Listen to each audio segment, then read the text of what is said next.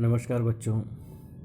आज हम लोग भारतीय संसद के गठन का अध्ययन करेंगे।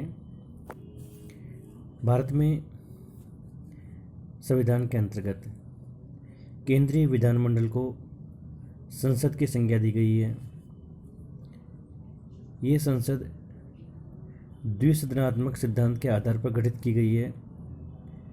भारतीय संविधान के अनुच्छेद 79 में लिखा है कि संघ के लिए एक संसद होगी जो राष्ट्रपति और दोनों सदनों से मिलकर बनेगी, जिनके नाम क्रमशः राज्यसभा और लोकसभा होंगे।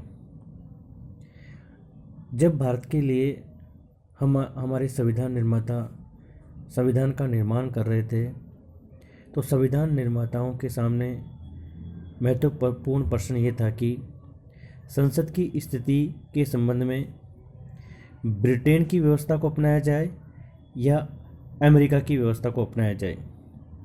ब्रिटेन में संसद की सर्वोच्चता या संप्रभुता के सिद्धांत को अपनाया गया है, जिसके अनुसार ब्रिटिश संसद किसी भी विषय पर कानून का निर्माण कर सकती है और संसद द्वारा निर्मित कानून को किसी भी सत्ता के सम्मुख चुनौती नहीं दी जा सकती। दूसरे शब्दों में कहें तो ब्रिटेन में न्यायपालिका के पास न्यायिक पुनरावलोकन का अधिकार नहीं है। दूसरी ओर अमेरिका की जो कांग्रेस है या अमेरिका की जो संसद है, जिसे कांग्रेस के नाम से जाना जाता है, कांग्रेस एक सर्वोच्च संस्था नहीं है। संघात्मक व्यवस्था तथा लिखित एवं कठोर संविधान के कारण अमेरिकी कांग्रेस की कानून निर्माण की शक्तियां सीमित है। अमेरिका में न्यायिक पुनरावलोकन की व्यवस्था है और इस कारण अमेरिका की कांग्रेस जिन कानूनों का निर्माण करती है, उन्हें सर्वोच्च न्यायालय के सामने चुनौती दी जा सकती है।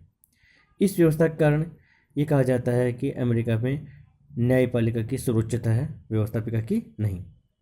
भारत में इस संदर्भ में हमारे संविधान निर्माताओं ने ब्रिटिश और अमेरिकी पद्धति के बीच का मार्ग अपनाया, अर्थात ब्रिटिश संविधान से संसदीय सर्वोच्चता का विचार और अमेरिकी संविधान से न्यायिक सर्वोच्चता के विचार का सम्मिश्रण भारतीय संविधान में किया गया है। इसका मतलब ये हुआ कि भारत में कानून निर्माण के क्षेत्र में जो संसद है उसको सर्वोच्च स्थिति प्राप्त है, लेकिन संघात्मक व्यवस्था, लिखित एवं कठोर संविधान और मौलिक अधिकारों की व्यवस्था के कारण भारत में संसद को सभी विषयों में कानून निर्माण की शक्तियां नहीं दी गई है और न्यायिक पुनरावलोकन की व्यवस्था को अपनाया गया है।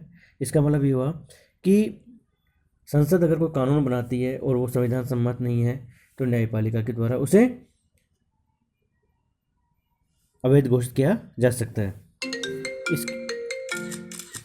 इसके अलावा इस प्रकार भारत में न्यायिक पुनरावलोकन की व्यवस्था की उतनी सीमा नहीं है जितनी कि अमेरिका में है।